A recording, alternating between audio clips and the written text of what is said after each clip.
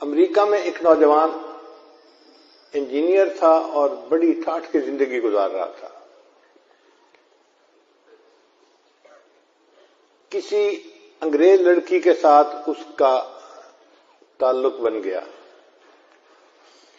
اب وہ لڑکی اتنی حور پری قسم کی چیز تھی کہ لڑکا چاہتا تھا کہ بس کچھ بھی ہو میری اس سے شادی ہو جائے. لڑکی نے کہا کہ میرے والدین عیسائی ہیں، مجھے ان سے بات کرنی پڑے گی.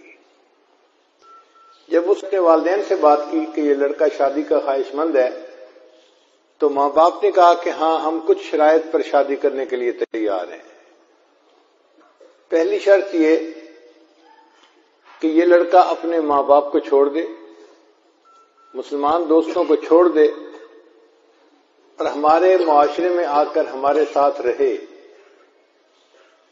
جو کچھ ہم کھائیں پیئیں یہ بھی کھائے پیئے، اور ہفتے میں ایک دن ہمارے ساتھ عبادت خانے میں جائے، گرجا میں جائے. اگر یہ ان تمام شرائط کو منظور کرتا ہے تو ہم شادی کے لیے تیار ہیں. وہ لڑکا اس لڑکی کے محبت میں اتنا اندھا ہو گیا تھا کہ اس نے تمام شرائط مان لی.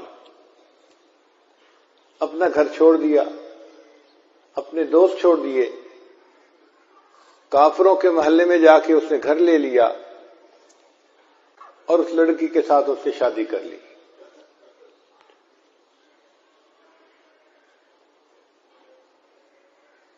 وہ آدمی کہتا ہے کہ میں بس اپنی شہوات کو پورا کرنے میں لگا ہوا تھا. نہ میں نماز پڑھتا تھا نہ کچھ اور کرتا تھا. صرف ایک کام تھا میرے اندر کہ میرے گھر کا جو دروازہ تھا اس کے سامنے دیوار کے اوپر کچھ الماری بنی ہوئی تھی، اس میں کتابیں رکھی ہوئی تھی اور ان کتابوں میں ایک اللہ کا قرآن بھی رکھا ہوا تھا.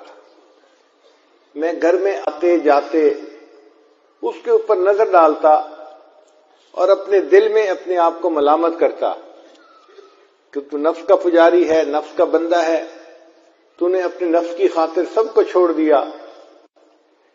لیکن یہ قرآن میرے اللہ کا کلام ہے. میں اس قرآن مجید پر محبت کی نظر ڈالتا تھا، صرف محبت کی نظر. پڑھتا نہیں تھا، آتے جاتے محبت سے دیکھتا تھا بس. کئی سال اسی طرح گزر گئے.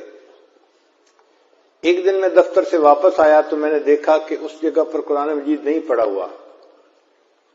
تو میں نے اپنی وائف سے پوچھا کہ یہاں ایک سبز رنگ کی کتاب تھی، اس کا کیا بنا؟ اس نے کہا میں نے کتابوں کی صفائی کی. جن کتابوں کو نہ آپ پڑھتے ہیں نہ میں پڑھتی ہوں، میں نے ان کتابوں کو نکال کے باہر ردی کے ٹوکرے میں پھینک دیا ہے. وہ کہتے ہیں کہ جب میں نے سنا کہ اللہ کے قرآن کو ٹریش کین میں اس نے پھینک دیا تو میں فوراً بھاگا اور میں نے ٹریش کین کو اٹھایا اور میں نے اس کو چوما کہ بے ادبی ہو گئی. وہ مجھے دیکھ رہی تھی. اس نے کہا کہ تجھے کیا ہوا، کیا ہو گیا، کیوں جذباتی ہو رہا ہے؟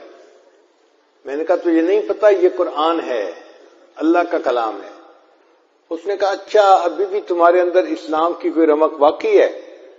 میں جاتی ہوں، میں ابھی اپنے ماں باپ کو بتا کے آتی ہوں.